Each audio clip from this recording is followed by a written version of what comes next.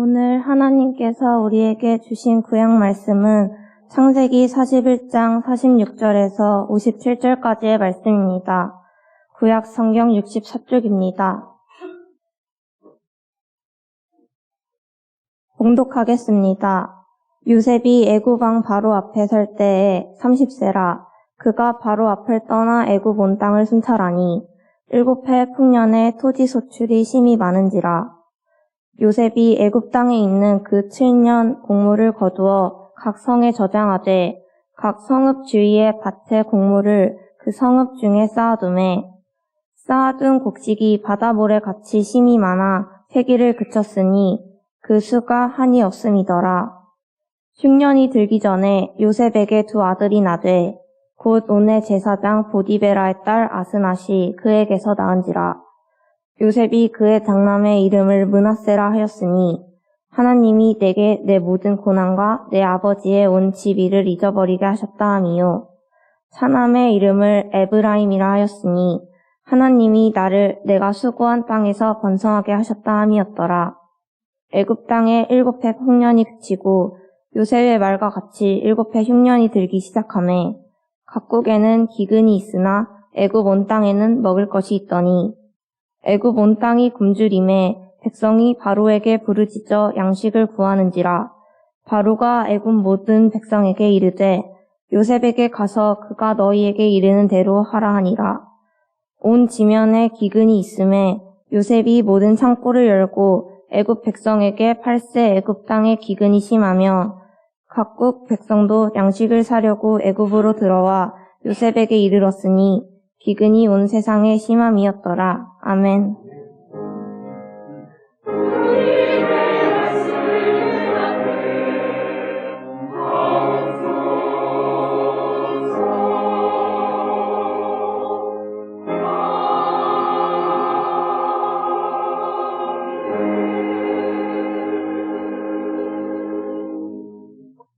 이어서 보실 신약 말씀은 누가복음 9장 46절부터 48절까지의 말씀입니다. 신약 성경 107쪽입니다. 봉독하겠습니다. 제자 중에서 누가 크냐 하는 변론이 일어나니 예수께서 그 마음에 변론하는 것을 아시고 어린아이 하나를 데려다가 자기 곁에 세우시고 그들에게 이르시되 누구든지 내 이름으로 이런 어린아이를 영접하면 곧 나를 영접함이요 또 누구든지 나를 영접하면 곧 나를 보내신 이를 영접함이라. 너희 모든 사람 중에 가장 작은 그가 큰 자니라. 아멘. 제가 그제 신문을 보다가 참으로 허탈했겠다, 아니 굉장히 황당했겠다 하는 그런 보도를 봤습니다. 외국의 물건을 만들어서 파는 수출업체인데요. 갑자기 외국 바이어가 전화를 했답니다. 탄소 배출을 측정하고 있는 회사냐? 아니, 오랜 세월 동안 거래를 했는데 갑작스럽게 질문을 받은 겁니다. 탄소 배출 측정기를 달았느냐는 전화도 받았어요. 한 번도 생각해 본 적도 없고 한 번도 그런 얘기를 해본 적이 없는 바이어들이 갑작스럽게 회사에 주문을 하고 질문을 한 겁니다. 탄소 배출의 측정치, 탄소 배출의 기기를 주문한 거예요. 굉장히 황당했겠지요. 초조했겠지. 또 다른 회사 얘기도 또 썼습니다. 기사가. 자, 배터리를 만드는 회사였던 모양이지요. 자, 그런데 배터리를 만드는 회사 역시 외국 바이어가 질문을 해왔습니다. 전기차 이용하느냐고. 전기차. 대답하기가 무척 난감했다는 그런 뉴스였습니다. 왜 그런고 하면 우리 한국에서는 1톤 이상은 전기차 트럭을 만들지 않아요. 그보다 더 많은 물건들을 실어 날라야 되는데 1톤 이상의 전기차를 생산하지 않는 한국 상황을 알 건데 여지껏 그런 질문을 한 번도 해본 적이 없어서 생각해 본 적도 없고 고려해 본 적도 없는데 외국 바이어들이 갑작스럽게 기준치를 제시하는 겁니다. 너무 초조했겠다. 또 얼마나 황당했을까. 자, 여러분 요즘 소위 말하면 환경 장벽이라는 게 있습니다. 뭔고 하면 국제적인 기준치가 굉장히 많이 올라갔어요. 옛날에는 이 정도만 맞추면 되는데 지금 그 정도 맞춰서는 안 됩니다. 이 정도 맞춰도 안 돼요. 너무 많은 기준치가 올라갔어요. 그래서 외국 바이어들도 할 수 없어요. 앞으로는 그런 회사, 그런 물건만 거래할 수밖에 없습니다. 어떤 회사도 그런 기준치를 맞추지 않으면 앞으로 미래가 어둡다 하는 그런 얘기를 그 기사는 쓰고 있는 겁니다. 상당히 많이 레벨업이 됐는데도 불구하고 그러나 그 기준치는 아직도 국제 기준치에 굉장히 떨어지기 때문에 맞춰달라 그런 얘기이겠죠. 요즘 미국의 애리조나주는 굉장히 바쁜 그런 곳이라고 그래요. 애리조나주는 어떤 곳인고 하면 옛날 서부 영화에 나오는 사막 같은 곳입니다. 허벌판이에요. 근데 그 허벌판에 한 곳에 굉장히 큰 공장 단지가 들어서는 겁니다. 서부 영화에서 총제비들이나 나오는 그런 허벌판에 공장들이 지금 들어서고 있는데 미국 기업들도 지금 초긴장이에요. 사실은 뭐 바이든이 되든 또 트럼프가 되든 역시 똑같아요. 지금은 아메리카 포스트입니다. 우리나라에 와서 물건을 생산해라. 그래야 혜택도 받고 그래야 대출도 가능하고 그래야 이런저런 많은 영향을 받을 수가 있으니 어느 나라든 우리나라 미국 땅에 와서 물건을 만들어서 팔아라. 할 수 없이 우리나라의 대기업들도 미국에 좀 투자를 하고 있는 겁니다. 배터리 공장, 반도체 공장, 특별히 세계적으로 최고 우수하다고는 대만의 반도체 공장도 할 수 없이 미국에 지금 공장을 짓고 있어요. 그런데 역시 똑같은 고민하고 있습니다. 앞으로 어느 만큼 환경 장벽의 기준치에 도달해야 되는지를 아무도 예측 불가능해요. 그래서 그렇게 첨단 기업들도 지금 굉장히 크게 긴장을 하고 있는 겁니다. 1년이면 충분히 건물을 질 수 있는 회사들인데 1년 반, 2년이 걸려도 잘 안 돼요. 왜? 그 기준치가 너무 강화됐기 때문에. 여러분 제가 그 신문을 보면서 그런 생각을 했습니다. 이제는 하나님이 만들어 놓으신 창조의 기준치에 미달하지 않으면 우리 인간은 못 사는구나. 여러분 에덴 동산 하나님 만드실 때에 그 환경 장벽의 그 기준치는 그야말로 그 레벨을 우리가 측정할 수가 없었겠죠. 본래 그렇게 하나님 세상을 만들었어요. 그런데 그런 세상을 우리가 유지하지 못한 거죠. 그래서 지금 위기를 맞고 있다. 특별히 환경에 관련해서는. 생산 라인을 만드는 과정에서도 일정 수준의 그런 레벨을 맞추지 않으면 앞으로 생산이 불가능할 것이고 만들어봤자 물건이 팔리지 않을 것이기 때문에 만약에 그런 물건을 판매하면 세금을 너무 많이 내야 돼요. 그래서 장사할 수가 없어요. 상당한 레벨을 맞추는데도 마찬가지야. 사실은 에덴 동산의 그 레벨이라고 하는 것은 우리가 상상하기 어렵겠지요. 자, 그런 레벨을 우리가 맞추지 못해서 당한 아픔이 현재 우리 기후 위기라고 볼 수 있습니다. 여러분 요즘 교회가 처한 상황입니다. 어찌 보면 세상이 우리를 쳐다보고 있는 수준이 상당히 높다. 아니 그만큼의 수준을 우리가 맞추지 않으면 교회는 살아남기 어렵다. 여러분 제가 60년대 교회를 다니기 시작했는데요. 교회 공동체 이런 것도 있구나. 너무 온화했고 포근했고요. 아버지한테 그렇게 혼나도 교회를 가고 싶어. 그 다음날 갔다 오면 그냥 난리 그런 난리 없으시지요. 그래도 도망갑니다. 새벽에 일찌감치. 거기까지 못 오셔. 왜? 아버지도 얼굴이 있으시기 당신이 처갓 동네이니까 거기까지 오시면 큰일 나지. 못 오셔. 저녁 때까지 거기서 교회 생활을 하다가 저녁 때 오면 난리 그런 난리가 없어요. 그 다음날 학교 가면 그냥 끝나지만 교회 공동체의 그 따뜻함에 제가 완전히 매료됐습니다. 자, 제가 옛날에는 이제 지금은 교사라고 그러지만 교회학교 반사들 옛날에는 반사라고 그랬습니다. 제가 고등학교 1학년 때 반사를 시작했어요.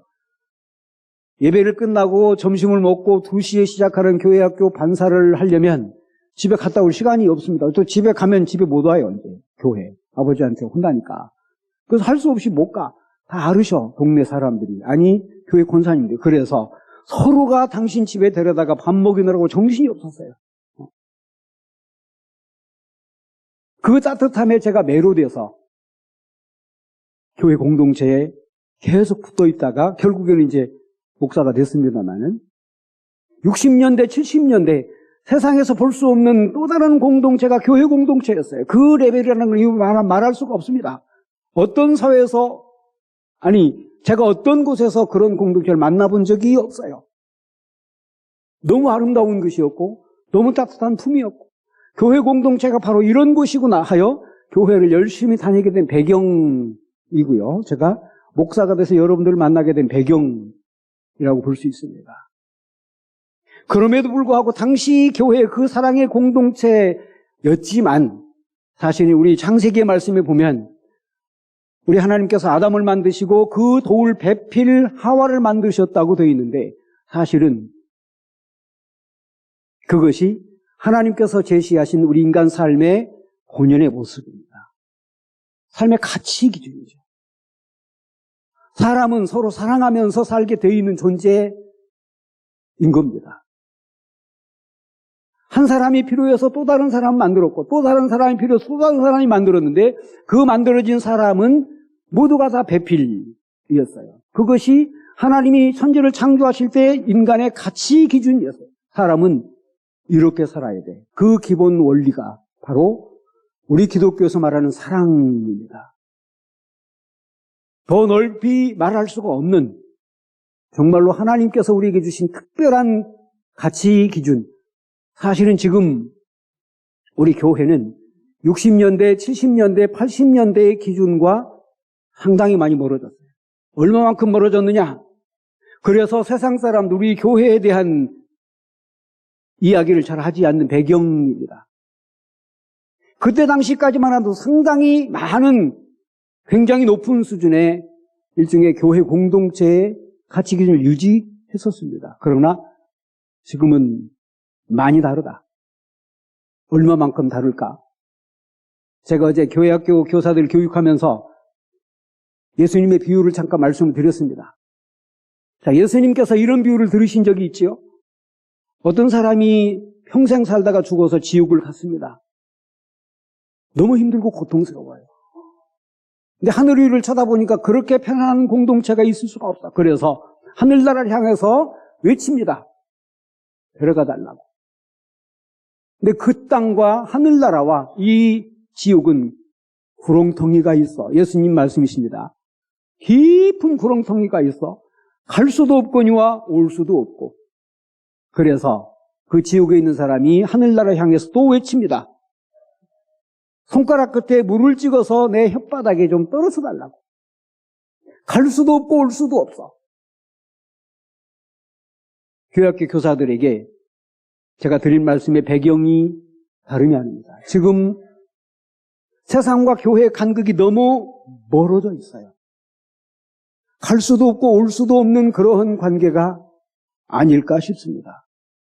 제가 언젠가 여러분들에게 말씀드렸습니다마는 다음 주 우리가 세례 있습니다. 글쎄 여기 앉아 계신 여러분들 중에 세례 신청자가 계신지는 잘 모르겠는데 요즘은 세례 신청자가 거의 없습니다. 갈 수도 없고 올 수도 없고 가지도 않고 오지도 않아. 왜? 그 간극이 너무 많이 떨어져요. 교회 건물을 보면 교회 건물이네. 교회 건물이구나. 이게 아니고 그냥 교회 건물이네.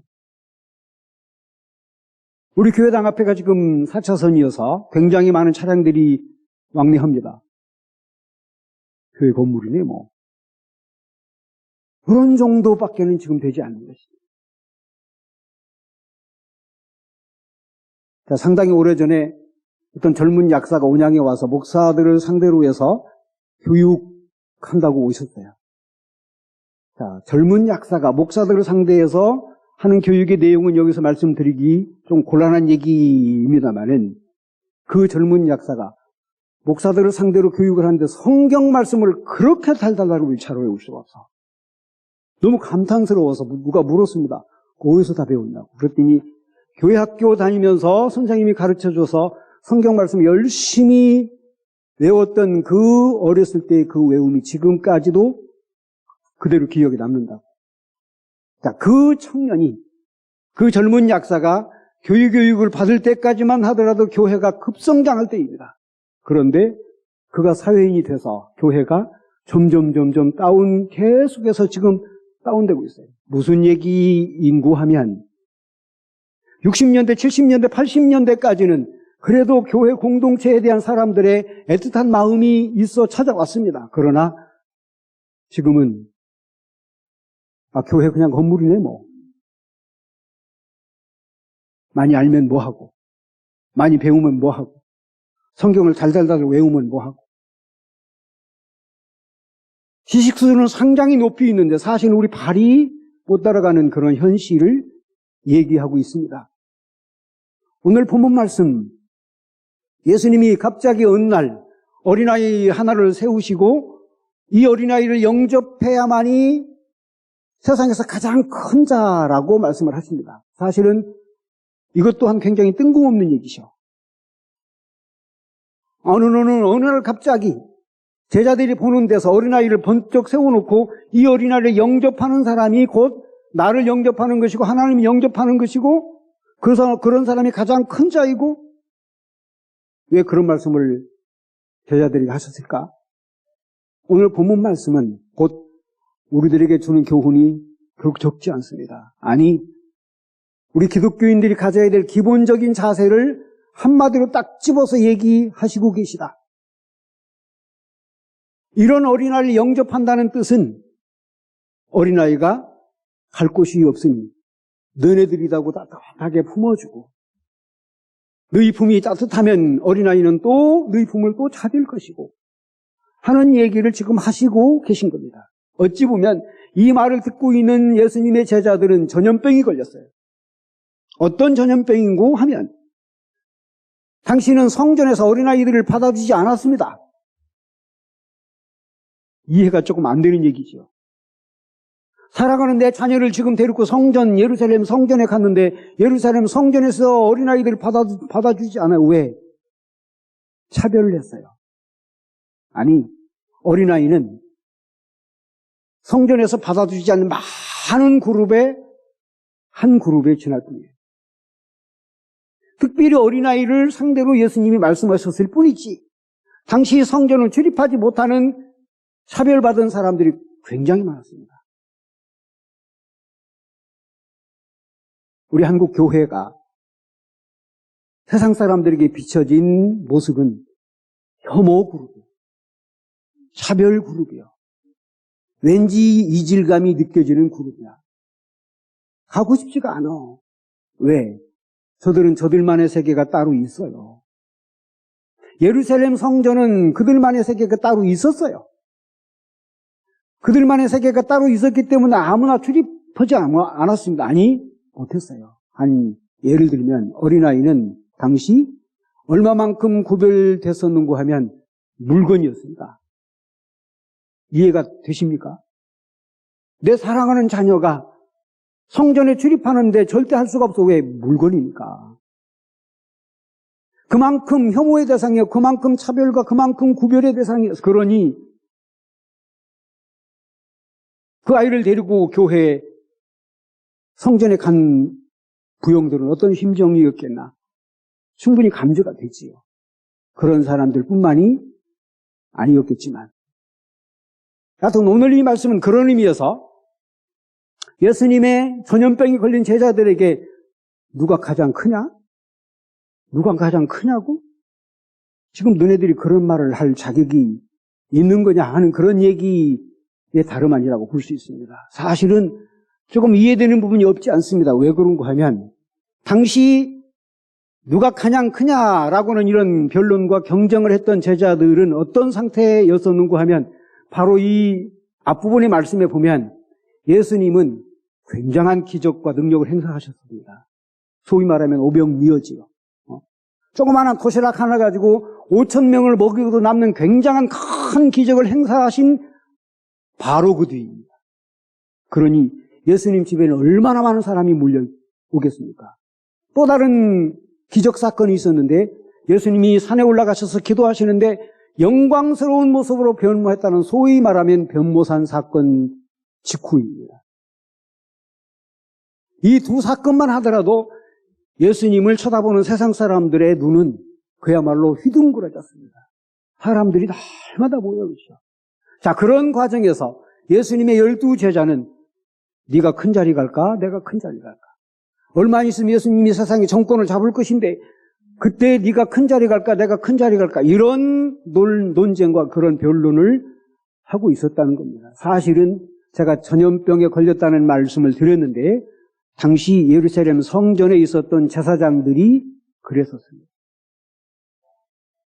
절대 걸려서는 안 될 그런 전염병에 그들이 걸려 있었기 때문에 예수님이 그 논쟁하는 광경을 쳐다보고 너무 황당하셔서 어린아이를 벌떡 세우시고 지금 얘기하신 겁니다. 지금 한국 교회가 어찌 보면 절대 걸려서는 안 될 전염병에 걸려 있는 거지. 세상 사람들이 교회를 쳐다보고 교회 공동체를 쳐다보고 우리가 그들을 혐오하듯이 그들도 우리를 지금 혐오하고 있다. 손해는 누가 보는 겁니까? 그들도 보고 우리도 보고 결국 손해는 하나님 보시는 거지. 오늘 그런 의미에서 우리 예수님이 우리에게 중요한 교훈을 제시하신 것이죠. 사람은 이렇게 살아야 되는 거야.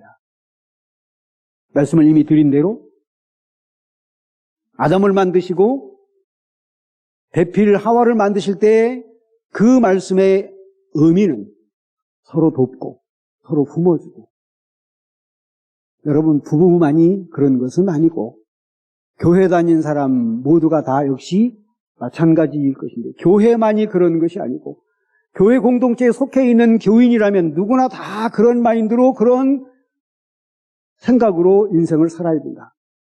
제가요 가끔 기차를 타거나 사람들이 모인 곳에 가면 우회로 이렇게 쳐다보는 분이 계셔. 목사님이세요? 그런 분들이 가끔 있어요. 아마 목사처럼 보이는 모양이죠. 제가 절대 함부로 얘기하기가 어렵겠지요. 목사인 사람의 얼굴에서, 목사인 사람의 입술에서 이상한 소리가 나면 큰일 나지. 그때부터는 제가 초긴장이다. 아, 내가 목사로 보이나 보다. 여러분, 만약에 여러분들이 주변에 있는 사람이 아, 저분 교인 같다. 그랬어. 그럼 절대 말 함부로 못하겠지. 먹을 거 있으면 얼른 줘야죠. 온기가, 따뜻함이, 사랑이. 이것이 예수님이 오늘 제자들을 향해서 외치신 말씀의 교훈입니다. 어린아기를 영접한다는 말은 그를 따뜻하게 대접하라는 그런 말의 의미일 수도 있지만 의역하면 사람은 그렇게 살아야 되는 거야. 아까 제가 환경 얘기를 잠깐 드렸습니다마는 상당히 많은 높은 기준치를 우리가 맞추지 않은 미래를 살아갈 수가 없어. 역시 우리 교회 공동체 마찬가지입니다. 세상이 원하는 가치 기준치가 있을 건데 그 가치 기준치보다도 하나님은 훨씬 높은 가치 기준치를 우리에게 제시하신 바 있습니다. 따라가지 않으면 우리 미래는 없는 것이다. 오늘 요셉은 예수님의 예시입니다. 요셉은 예수님이 태어나시기 훨씬 이전의 사람인데 역시도 사람은 이렇게 살아야 돼. 아니 지도자는 적어도 이런 마인드를 가지고 세상을 쳐다봐야 돼. 오늘 말씀 첫 절에 뭐라고 그랬어요? 바로 앞으로 나온 요셉은 순찰을 하기 시작했어. 어디를? 전국 각처를. 당시 이 말을 창세기 기자가 일부러 쓴 이유는요, 당시 어떤 관리자도, 어떤 정치 지도자도 요셉과 같이 그런 마인드를 가지고 세상을 쳐다본 사람이 없습니다. 높은 관직에 있으면 아하, 에헴 되겠지요. 창세기 기자가 본 요셉은 너무나도 감탄스럽고 감격스러운 그런 활동을 하기 시작했습니다. 전국 각처를, 여러분, 당시 애굽이란 나라는 끝도 한도 없이 넓은 땅입니다. 여러분, 에집트라고 하는 나라 저 북부에 보면, 남부에 보면 아스완 댐이라는 댐이 있어요. 카이로하고는 수천 킬로 떨어져 있어요. 그렇게 애굽 땅이 넓습니다. 끝도 한도 없어요. 자, 그런데 요셉에는 총리가 되자마자 끝도 한도 없는 그 각처를 다 다녔습니다. 뿐만입니까? 오늘 말씀에 뭐라고 그랬어요? 그 지역에서 나오는 그 지역의 곡물은 그 지역의 창고를 지어서 곡물을 거기다가 쌓아놨어요. 자, 어느 날 갑자기 흉년이 들었습니다.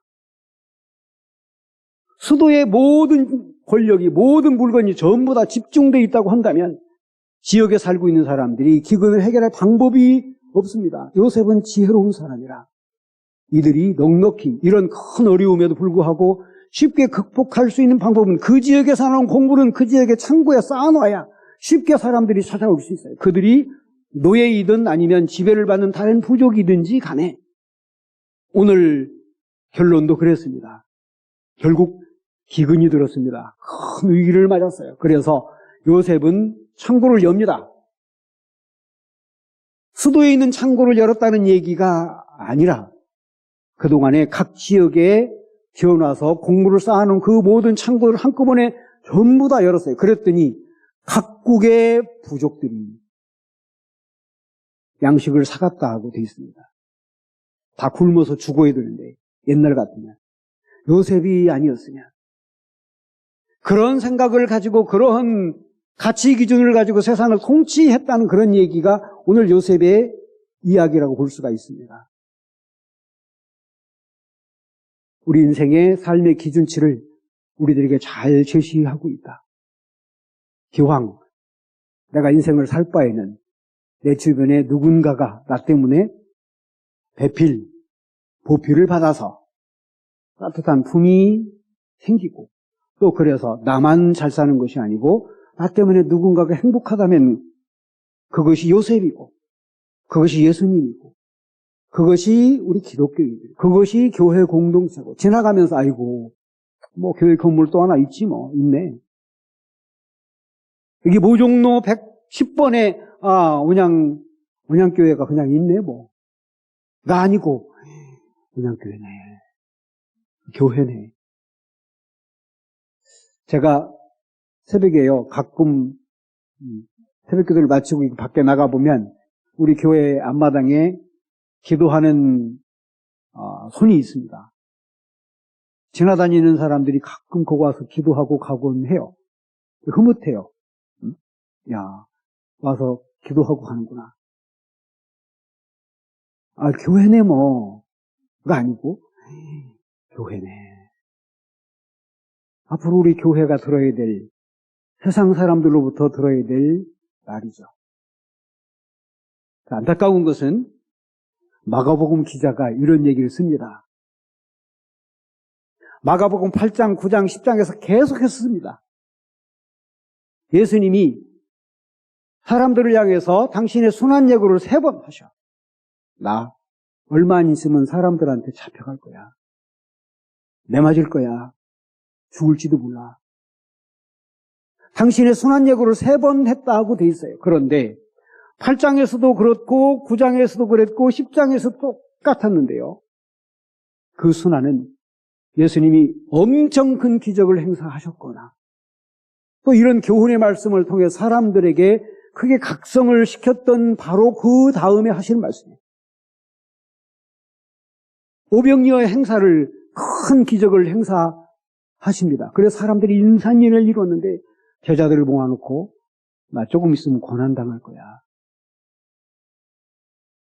변화산에 엄청 큰 기적을 행사하셨는데 그래서 사람들이 예수님의 모습을 보기 위해서 늘 이렇게 운집해서 모여들었는데 제자들에게 나 조금 있으면 저들한테 고난당할 거야. 오늘 어린아이를 영접하면 하나님은 굉장히 큰 교훈의 가치 기준을 세우셨는데 그리고 나서 또 예수님 말씀하십니다. 나는 조금 있으면 이것 때문에 몰려드는 그들 때문에 고난당할 거야.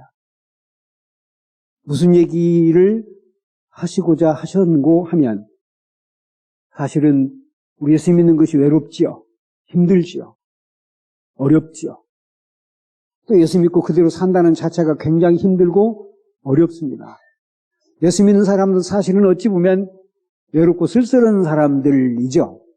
목사도 마찬가지고 장로님도 마찬가지고 다 마찬가지. 그럼에도 불구하고 그래도 우리 예수 믿는 사람들은 해야 될 일이 의당 있음을 얘기하신 것이다. 비록 사람들에 의해서 손가락질을 받고 아니 사람들이 저 참 바보네 할망정 우리 예수 믿는 사람들은 마땅히 가야 될 길이 있음을 얘기하신 것이다. 아이고 많은 교회당 건물 중에 거기 뭐 하나 있네 가 아니고 그 교회이네. 라는 칭찬이 우리 교회에 우리 교인들이 들었으면 좋겠습니다. 기도하겠습니다. 거룩하신 아버지 감사드립니다. 오늘도 소중한 아침 우리들을 만나주시니 감사드립니다. 찬양 속에서 만나주시고 기도 속에서 만나주시고 말씀 속에서 특별히 만나주심을 감사드립니다. 하나님, 우리 하나님의 귀한 일꾼으로서 세상을 잘 섬기는 백성들이 되고 우리 하나님이 우리에게 주신 가치 기준, 최고의 가치 기준 사랑을 실천하는 백성들이 되어서 세상과 교회가 간극이 없게 하시고 구렁텅이가 없게 하시고 쉽게 갈 수 있고 쉽게 올 수 있는 그런 재단이 되게 하여 주시옵소서. 그런 성도가 되게 하여 주시옵소서. 예수 그리스도의 이름으로 기도하옵나이다.